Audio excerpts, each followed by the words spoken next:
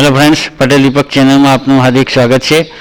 मित्रों, आज આપણે આ વિડીયોમાં જોઈશું કે અત્યારે જે પીએમ વિશ્વકર્મા યોજના ચાલી છે એ યોજના અંતર્ગત જે લાભાર્થીઓએ ફોર્મ ભર્યા હોય એના પછી વેરિફિકેશન કરવાનું હોય છે।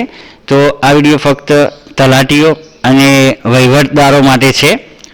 તો તલાટીશ્રી જે તે ગામમાં વહીવટદાર તરીકે નિમાયેલા હોય અને સરપંચશ્રીઓ હોય જે લોકોને યુઝરનેમ અને પાસવર્ડ આપેલો હશે પીએમ વિશ્વકર્મા માટેનો, તો એના દ્વારા તમારે જે તે લાભાર્થીના વેરિફિકેશન કરવાના હોય છે।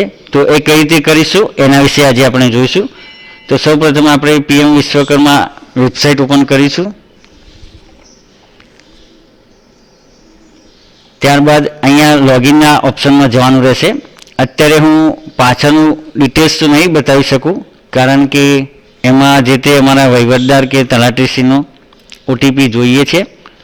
તો લોગિન ઉપર ક્લિક કરીશું। ત્યારબાદ અહીંયા વેરિફિકેશન લોગિન ઉપર ક્લિક કરીને અહીંયા ગ્રામ પ્રધાન લોગિન ઉપર જવાનું રહેશે। ત્યારબાદ અહીંયા ગ્રામ પંચાયત સિલેક્ટ કરવાનું રહેશે। અહીંયા તમારા વહીવટદારનો યુઝરનેમ, પાસવર્ડ અને આ કેપ્ચા કોડ મારીને સાઇન અપ કરવાનું, પછી એક ઓટીપી હશે એ ઓટીપી દાખલ કરવાનો રહેશે।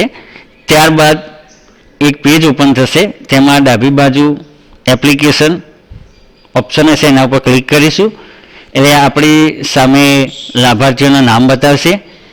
એની રાઈટમાં સેટિંગનો ઓપ્શન હશે, એ સેટિંગ ઉપર ક્લિક કરીશું એટલે લાભાર્થીની ટોટલ ડિટેલ્સ ઓપન થશે। ત્યારબાદ છેક લાસ્ટમાં નીચે તમારે જવાનું રહેશે, ત્યાં ડાબી બાજુ છેલ્લું બોક્સ હશે વેરિફિકેશનમાં, એમાં રિકમેન્ડ ઉપર ક્લિક કરવાનું રહેશે।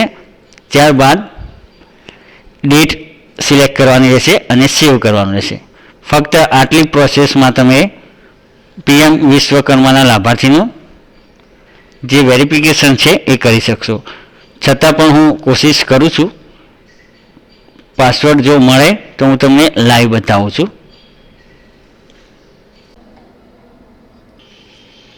ત્યારબાદ મિત્રો આ પ્રમાણે લોગિન થયા બાદ અહીંયા રજિસ્ટ્રેશન એપ્લિકેશન ઉપર ક્લિક કરવાનું રહેશે।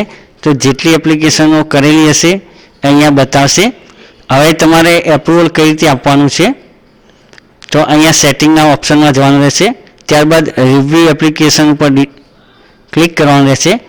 અહીંયા એપ્લિકેશન નામ બધી ડિટેલ્સ બતાવશે, આપણે છેક નીચે જવાનું રહેશે। ત્યારબાદ અહીંયા સિલેક્ટ વેલ્યુમાં રિકમેન્ડ ઓપ્શન ઉપર ક્લિક કરવાનું રહેશે।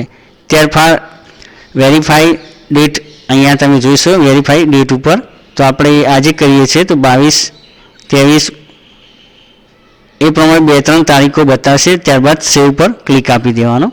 તો અહીંયા તમે નીચે જોઈ શકો છો કે એપ્લિકેશન અપડેટ સક્સેસફુલ, એ પ્રમાણે તમે વારાફરતી એક એક એપ્લિકેશન કરશો એમ આ ક્રમ ઘટતા જશે।